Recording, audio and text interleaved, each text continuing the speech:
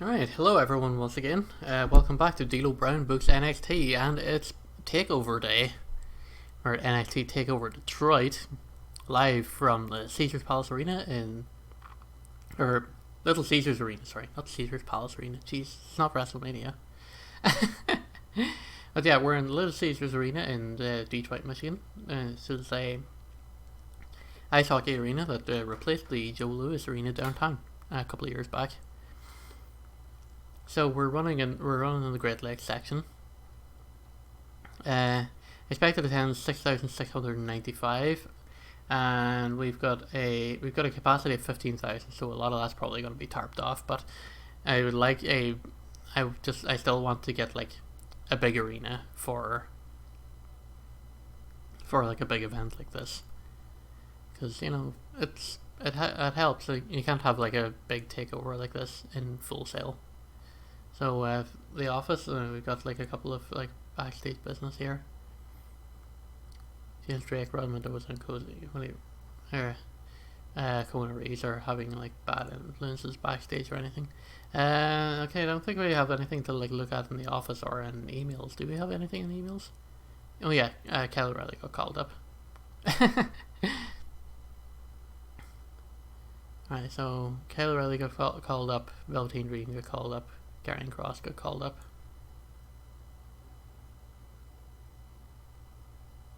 We're still looking at a lot of stuff happening very soon, but let's go down through the card because we already have the card lined up. Okay, so starting with the pre-show, we've got like a couple of interviews with Finn Balor. We've got an interview with Danny Burch. We've got an interview with Charlotte Flair, hyping up their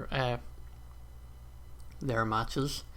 We've got the opener on the pre-show, which is Sarai versus Raquel Gonzalez. We have a pre-show announcement of a match that has been added to the card at the last minute. It's going to be the opening match of the night. We'll go through that. Gargano, we have an interview with him hyping his match against Keith Lee. We have our second pre-show match of the night, which is Jack Gallagher versus Joaquin Wilde. Brian Kendrick will be at ringside for that, and after which they will formally announce that they are forming a cruiserweight tag team. Alright, going through the main card then, we've got Damian Priest versus Kushida, which we have announced here in the pre-show as being a last minute addition to the card. That will happen. We have Jordan Devlin versus Isaiah Swerve Scott for the Cruiserweight Championship. We have Imperium, which is Marcel Bartel and Fabian Aichner, against the Grizzled Young Vets, which is Zach Gibson and James Drake, for the Tag Team Championship. We have Dexter Lumis versus Tony Nese on the card here as well. Triple H will come out to announce that he is the new NXT Commissioner, and he'll be taking over as both the off-screen and on-screen authority figure for the show. We've got Charlotte Flair versus Tegan Nox at the top of hour 2 for the NXT Women's Championship. We've got Oney Lorcan versus Danny Burch in a tables match. We've got Keith Lee versus Johnny Gargano for the NXT North American Championship. And lastly, in our main event, we've got Roddy Strong versus Finn Balor for the NXT Championship. Roddy Strong, of course, taking Adam Cole's slot as in that main event, as Adam Cole got called up to the main roster.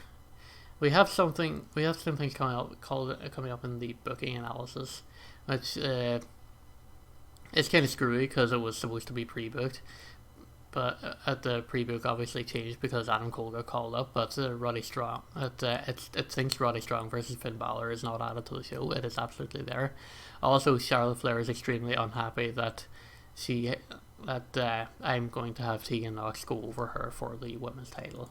But that doesn't matter to me or anyone involved in watching this video, because Charlotte Flair only has one match left on her contract, and they need to get the title off her, or else it will once again be vacant. Like Finn Balor's title is going to be vacant, like Keith Lee's title is going to be vacant, because they're all getting called up anyway. Alright, so let's go ahead and let's get on with our event.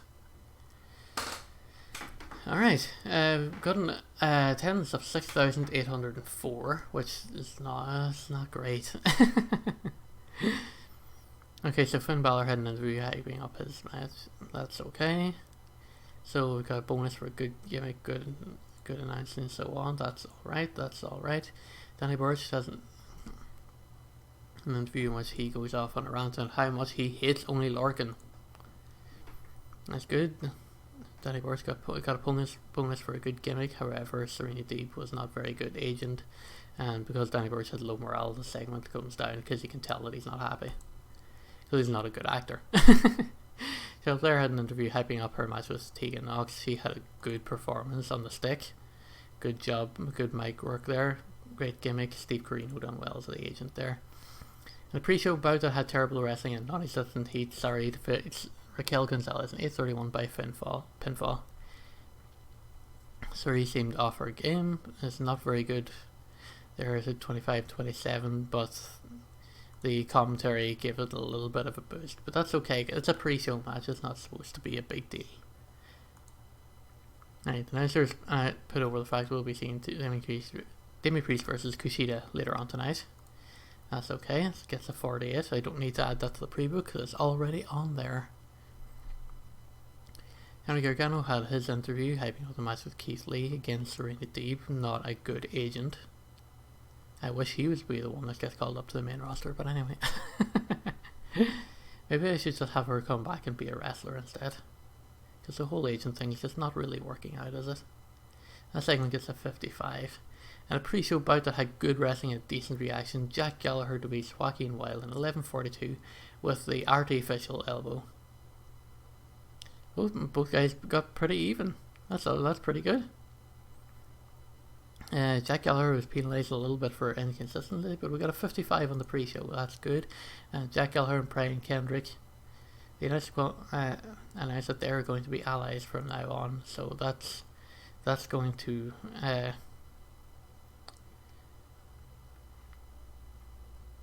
that is going to put them into a team together. In a superb match in our match opener, Damian Priest has defeated Kushida in 12:55 by pinfall with the South of Heaven. Show is off to a strong start. Good build. Damian Priest done well. Kushida done really well. Kushida, big seller, good star quality, has high morale. The only thing it was penalised for is not having an associated storyline with it. But hey, we can't win them all, right? Sometimes matches just have to happen. Alright, video was playing hyping Devlin versus Swerve. That's okay. And about that had decent wrestling but not much heat. Jordan Devlin has retained the Cruiserweight Championship against Swerve with a moonsault. Ryan Katz could have been a better agent. Commentary was good. Jordan Devlin was good. Swerve was alright. Swerve was penalised for stamina, so I had that set as a high spots match, I do believe. Prestige was very low, the risk was very low. Yeah, it was a high spots match. I've got a 38. And a decent match. Imperium defeats the Grizzly Young Vets when Marcel Barcel pinned James Drake. And that's their first defense of the tag team titles.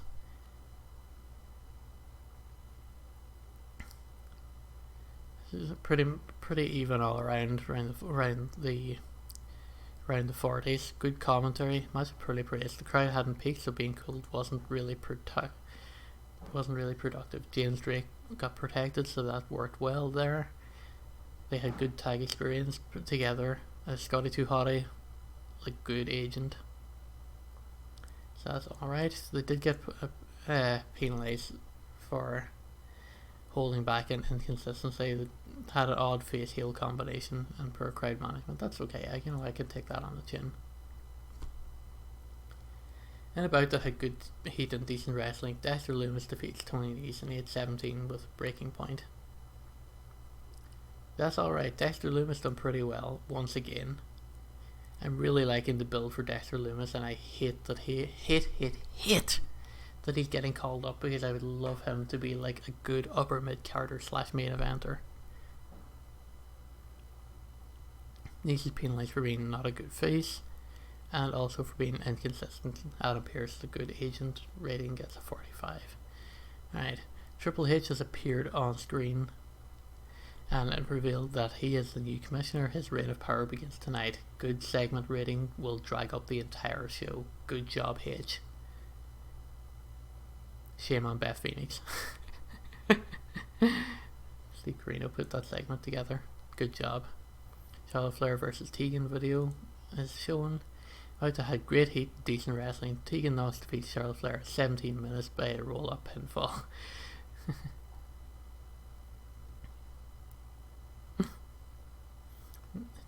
Tegan Knox has won the NXT Women's World Title. Charlotte Flair done well. Tegan Knox did not do really well. She was off her game. Sarah Stock could have been a better agent. Commentary was good. Colour was good. Was good job at working the crowd. And we've got them back in and got them responding. It's a 46 rating, but it's bad. But we'll live with it. Haven't picked up the win. Tegan Knox celebrates in the ring. That's all right. She get a bonus for a gimmick. Shawn Michaels gets a good bonus as an agent. The crowd's already hot. That's alright. Video plays hyping Only Larkin versus Danny Burch. It gets a bonus, but nobody's over here. In a terrible match, Only Larkin defeats Danny Burch by putting him through a table after 12 minutes 14. Bad wrestling. The storyline has ended. Danny Burch seemed off his game, which is bleh.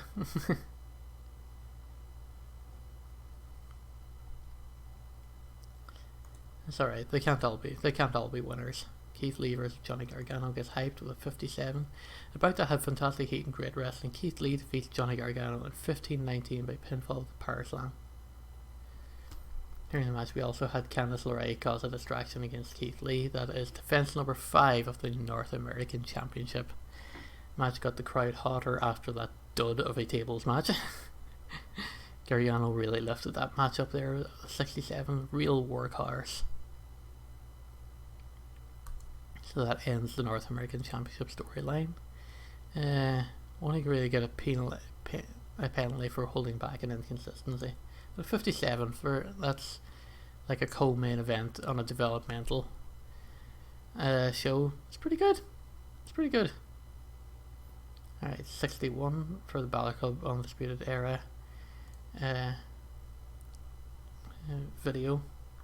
In the bout that had fantastic heat and great wrestling, Finn Balor defeats Roddy Strong at 22:35 by pinfall with 19-16. During the match, we also had Babyface run in and attack Finn Balor, and he powered through it. Finn Balor wins the NXT Championship.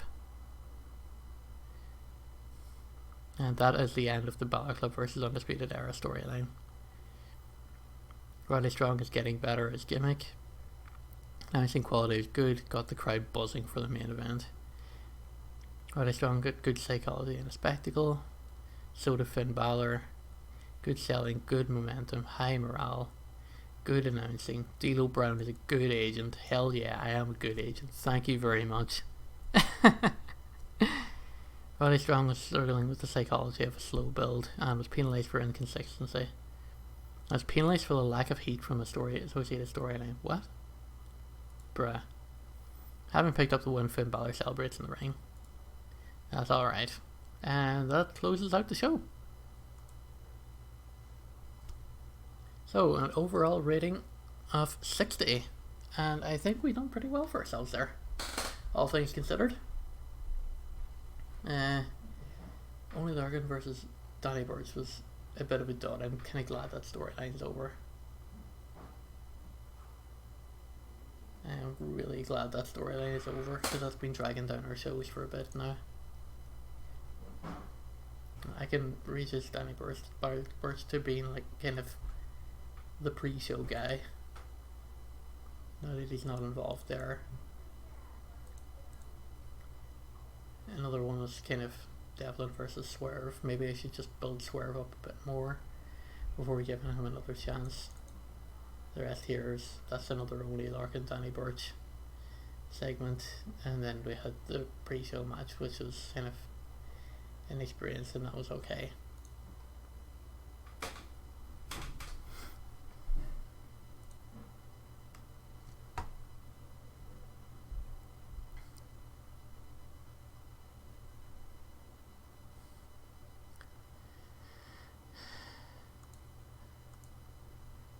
I want to pick some people to just like compliment them on a good performance.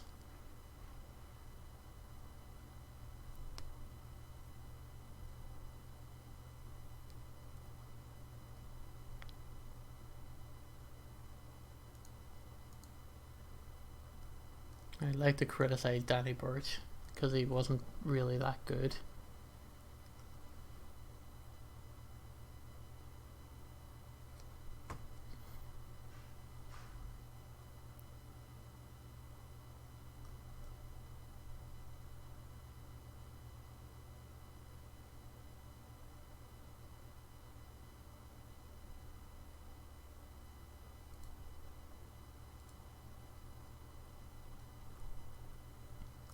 And I want to say to Charlotte Flair to give a good performance there as well, actually.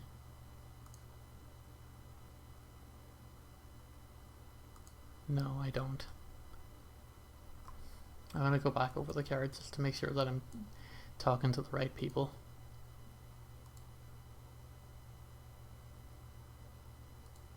I don't think I can come back to this, can I? Yeah, I can't come back to this.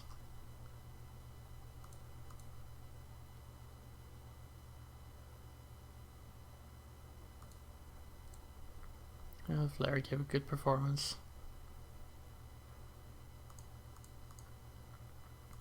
Roddy Strong gave a good performance.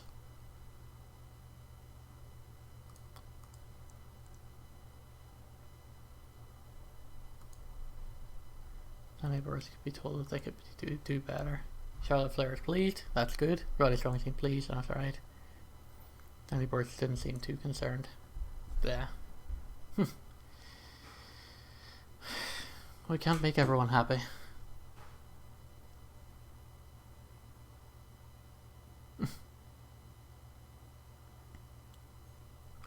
Alright, so it's Sunday. Terry Taylor gets called up. Roddy Strong gets called up. Ivar could be re-signing there. How did we do viewers? 4.16 million viewers. That did do pretty well, actually. Show rating is 60. Yeah, that Triple H segment really just did burst me up a little bit. Trevor Murdoch's the new NWA television champion.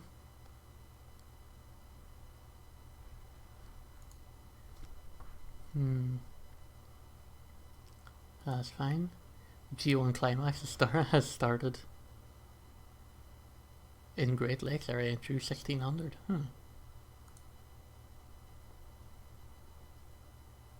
Oh boy, Okada Suzuki in the main event. Kota Ibushi versus Jay White.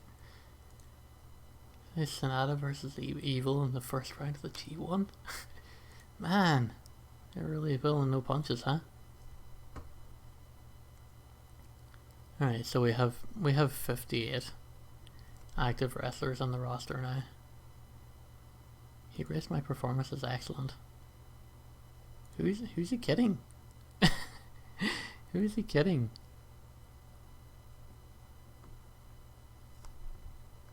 Wait. Flair has. Okay, so Terry Taylor has been called up. Charlotte Flair has left NXT due to the loan period ending. Roddy Strong has got called up.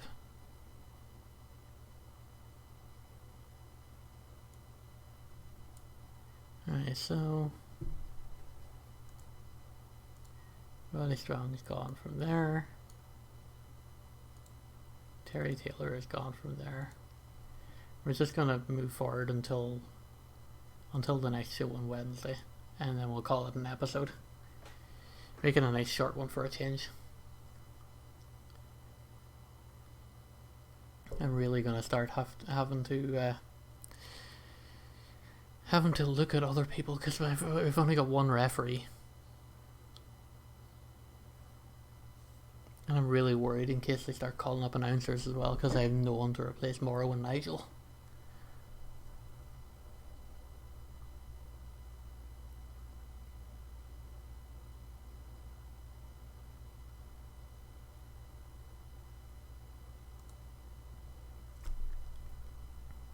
Looks like Gargano's been called up. Yep, here comes everyone else called up. Keith Lee's up. Right. Keith Lee called up. I don't need that.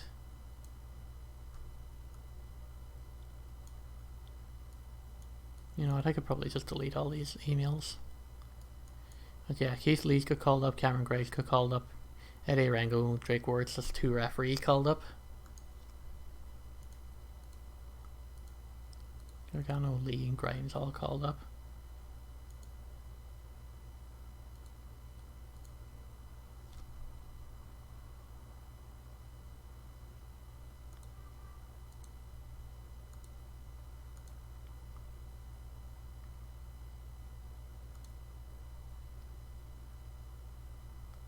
There's some Japanese indie wrestling happening there. Danny Burch has some minor morale issues. Why? Why would he have that?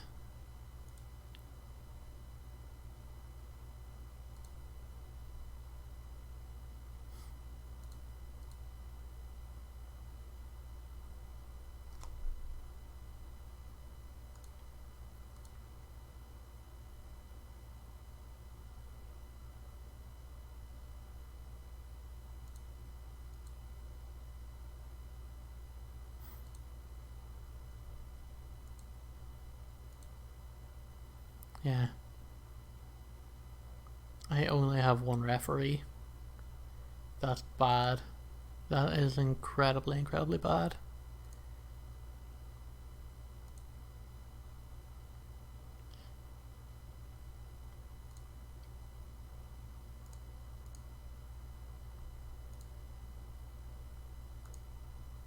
Let me search for referees here. No, I don't want Shinsuke Nakamura as a referee.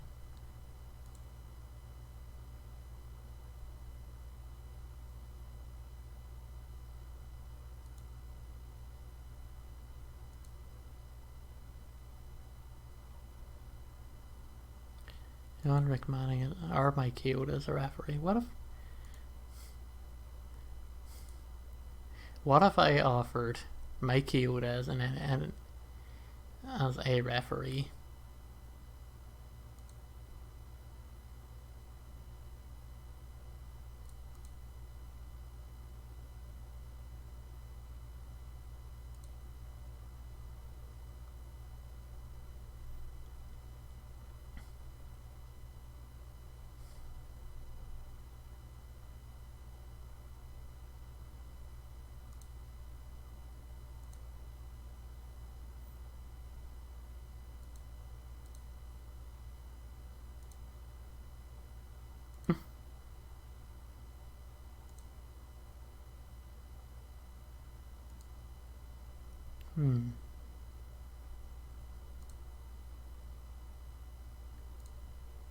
Higher cut of the merch. What if we offered you 15? They're not willing to offer more than 10 in merch. So what if we go up to 150 per show? Okay, let's see what Mike Yoda has to say in a couple of days.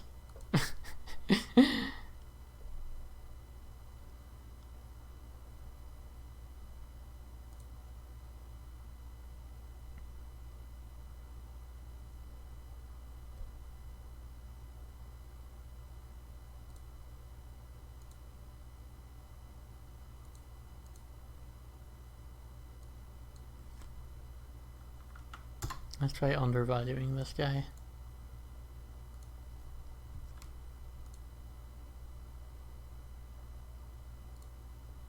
To be exclusively a referee.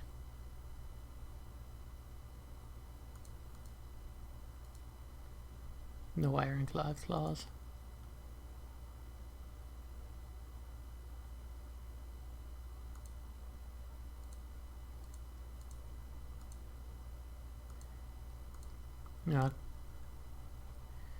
I'll offer them an ironclad clause. Why not? Right? Why not?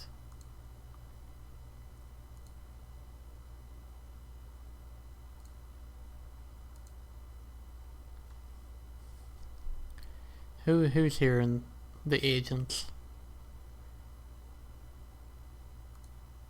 Danny Demento's name is spelled wrong there. Freaking Sergeant Slaughter.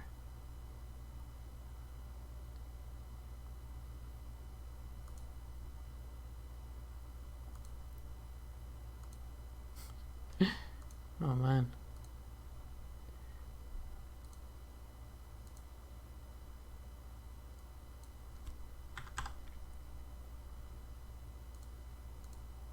I have X-Pac as an agent.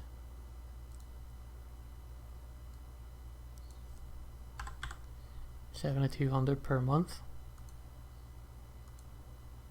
I will sign X-Pac for that.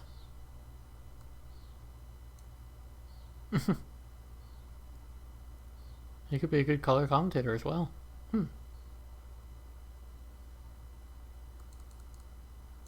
He's good psychology, he's plenty of experience, plenty of respect. That's the kind of guy you want. Freaking Kurt Angle's unemployed as well. Even Eric Young.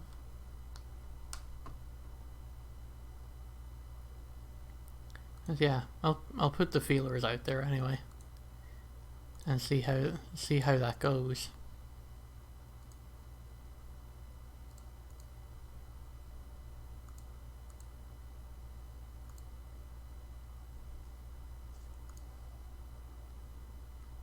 Right, what else was I supposed to be looking at?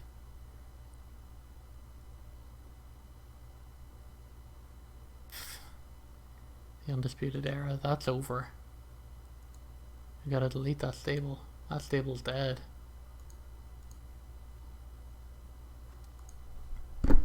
Team. Gotta add a new team.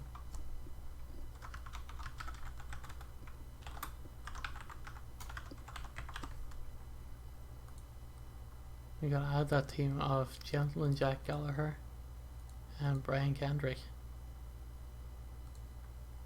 They are a unit.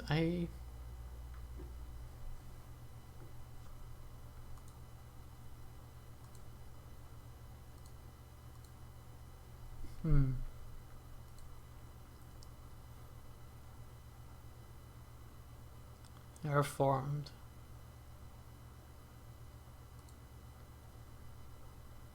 Yeah, they have good chemistry.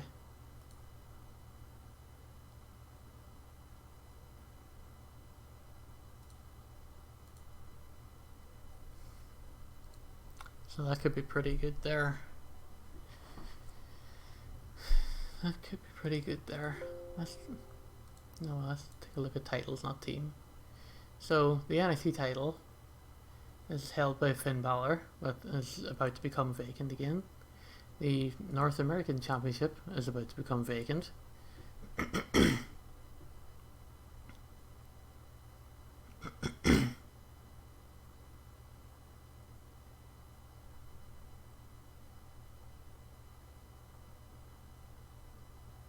Yeah, the prestige of that is already starting to take a hit. That's there. Bartel and Aichner. That's there as a tag champion. Tegan Knox, that I think took a little bit of a dip as well.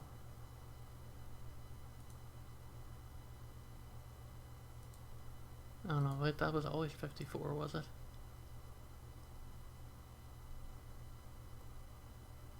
Yeah, it took a dip down to 59.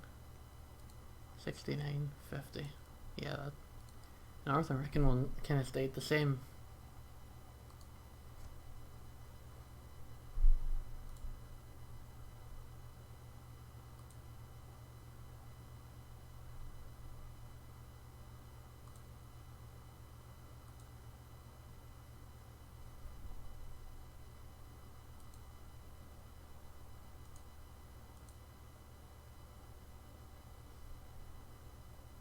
Maybe I should take Beth Phoenix off the table.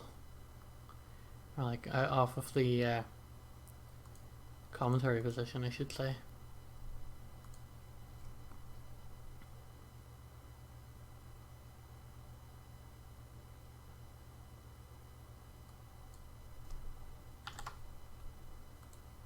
I search for people.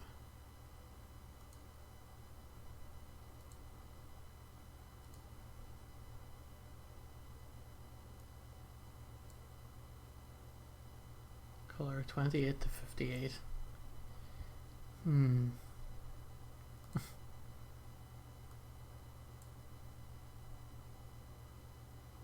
I could put myself in the third position there.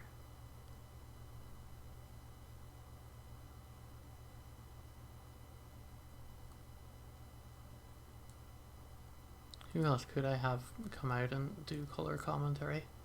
Steve Corino could be a color commentator.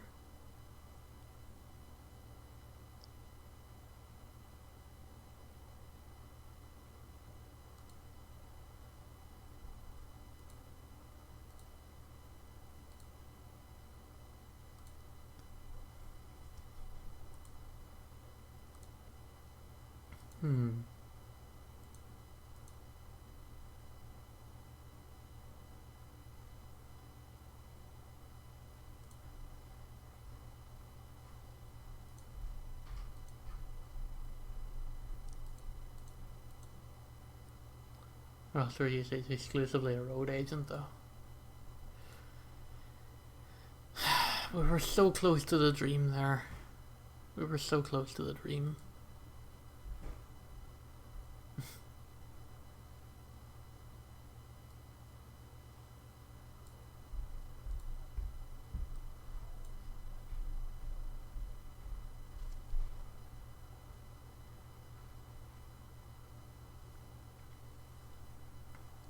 If it,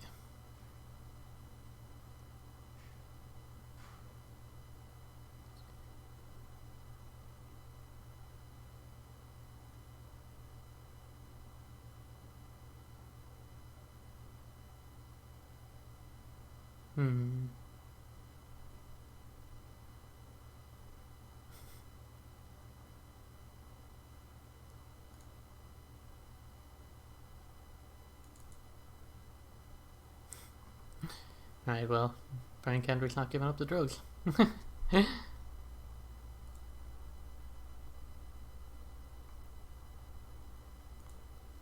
I'd love for him to be like a color commentator, but Alan Pierce just doesn't have it. We'll keep Beth Finney's on the booth for now. And I think I'm going to call that an episode. Before we really start putting some thoughts into what was I going to say? I forget what we're going to say. Into our storylines going forward, because we've still got all these call-ups still to happen. We've got some managers without clients, so that's not great.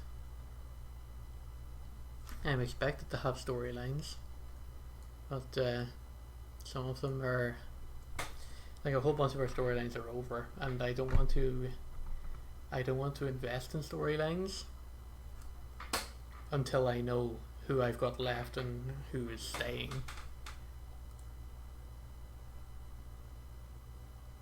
Shirai is irritated, but you know, I can understand that. Like, she's here, she's got a year in her contract. I can understand why you're mad, because I haven't used you so far yet. But I think she's going to be... I don't think... Oh wait, she's being called up in 10 days. Well, she can stay irritated, she can stay mad. I was going to say I'm going to put her in the women's title picture, but no, she's getting called up straight away. Oh man. I gotta look at maybe giving some of these guys some like farewell matches and so on. But anyway, we'll do that in another episode. I'm going to stop waffling on here and wasting your time. Thank you all very much for watching. If you have any tips, if you have any advice, on like how to book stuff better, how to get better ratings, I'm all ears. Please leave comments and advice if you got it, if you play the game yourself. If there's any particular matchups maybe you might want to see yourself, of course you can throw those in there as well, and I'll see what I can do if I want to do it like as an individual event, or maybe even as a maybe even if it goes well, maybe I might even just kind of evolve a whole storyline around it. Who knows? But for now, thanks for watching, and I'll see you guys next time.